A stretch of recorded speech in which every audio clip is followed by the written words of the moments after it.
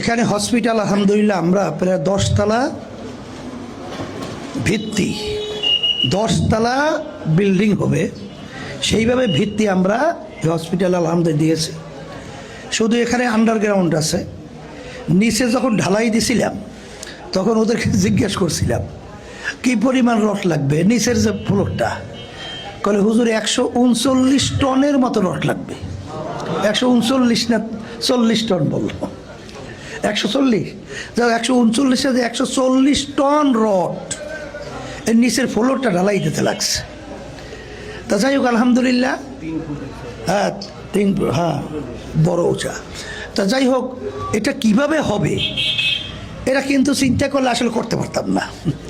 ওই আমাদের মাওলানা জাকারিয়া হামিদে কই এই হ্যাঁ তো পরিকল্পনা বিশাল, আমি তো ভয় পেয়ে গেছি যে পরিকল্পনা করছে।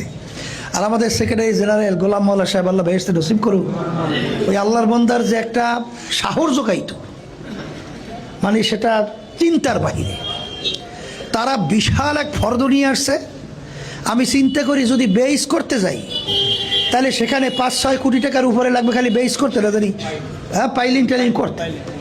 তা আমি চিন্তা করছি আল্লাহ এই টাকা কোন সময় হবে আর বিল্ডিং উঠবে তা জানি না। আমি ওই ইঞ্জিনিয়ার পদ্ধতি বাদ দিয়ে গ্রামে একটা কথা আছে বাংলা দাও দিয়ে কোপ দিছি। কোপ দিয়ে আলহামদুলিল্লাহ ইঞ্জিনিয়ারকে নিয়ে আসছি। আমি বলছি কোন পদ্ধতি আছে বুদ্ধি দেন।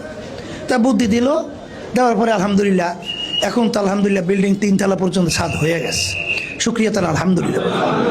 আর এই সবচেয়ে বড় আমাদের সাহস জোগাবার ব্যাপারে আমাদের হাদি মনির সাহেব, তার জন্য বিশেষ করে আপনারা দোয়া করবেন আল্লাহ তাকে সুস্থ রাখে, এখলাস নিয়া আল্লাহ যেন দিনের সাথে জড়াইয়া কাজ খেদমত করার তৌফিক দান করে। তা যাই হোক এখন মাহফিল এইটা আমি পেরেশানি দেখছি আব্বাজার রহমাতুল্লাহি আলাইহির মধ্যে। মাহফিল আমার ভাইরা আসে, অনেক সময় অসুস্থ হয়ে পড়ে, হঠাৎ চিকিৎসা দেওয়ার কোনো পরিবেশ, তখন অজগরা বা অজগরা গায়ে না কি কয় অজপাড়া না কি অজপাড়া, এই অজপাড়া গায়ে এখানে তো ওইভাবে পরিবেশ নাই। তা আব্বাজার রহমাতুল্লাহি আলাইহি নদীর পারে প্রায় 2 তলা বিল্ডিং বিশিষ্ট হসপিটাল করছিলেন। সেখানে আলহামদুলিল্লাহ আমার ভাইরা যারা আসে তখন দেখা গেছে আমাদের যে নাজির হুজুর বলতেছিল এত সুন্দর পরিবেশে চিকিৎসা খেদমত করা হয়। এটা আসলেই আমি বিভিন্ন জায়গায় যাওয়ার পরে আমি বিভিন্ন লোকদের কাছে শুনছি যে হুজুর হসপিটালের খেদমতটা এটা উল্লেখযোগ্য, দোয়া নাই সে পারে না। আর এর বড় অবদান হলেন আপনারা এবং যারা পরিচালনার মধ্যে আছে মাওলানা জাকারিয়া হামিদি, আমাদের সম্মানিত প্রাক্তন চেয়ারম্যান সৈয়দ ইসহাক আবুল খায়ের, সেক্রেটারি জেনারেল আমাদের Reza doctor Reza, vice principal হুজুর সহ নাজান হুজুর সহ। এরা আমি তো নামকে আসতে আসলে আমি তো আর অত কাজ করতে পারি না, আমি শুধু নামে থাকি, কাজ কিন্তু সম্মান। এবং আমাদের বিশেষ করে হাজী মনির সাহেব সহ এরা খুব বিশেষভাবে এটা নজর রাখে এবং আপনাদের খেদমতটা অতুলনীয়,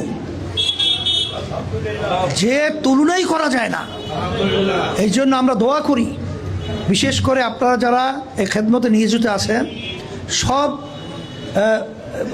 মানে কি কয় পর্যায়ে সবার জন্য আমরা দোয়া করি আল্লাহ যেন আপনাদের খেদমতের উছিলায় আল্লাহ আপনাদেরকে দুনিয়া এবং আখিরাত সম্মানের ব্যবস্থা করে দেয়। আর বিশেষ করে আমিও দোয়া চাই, আমরাও দোয়া চাই আমরা যে দিনের খালেস খাদিম হিসেবে আল্লাহ যেন আমাদেরকে কবুল করেন। আর আমরা যে বড় আশা করছি, আশা যেন আল্লাহ নেক সহকারে নাজাতের ওসিলা হিসেবে কবুল করে নেয়। আর রোগী যারা অসুস্থ হয় দোয়া করি আল্লাহ যেন কোনো রোগী অসুস্থ এখানে না বানায়, তারপর হওয়ার পরে যেন আল্লাহ এখানে আসার পরে সুস্থর ব্যবস্থা করে দেয়। এই জন্য আসাতে কেরাম সহ এবং যারা খেদমতে আসেন সবাই দোয়া করবেন, আমরাও দোয়া করি। আর আল্লাহ রাব্বুল আলামিন আপনাদেরকে এবং আমাদেরকে আল্লাহ যেন দুনিয়া বা আখিরাতে যা যা খায়ের দান করেন।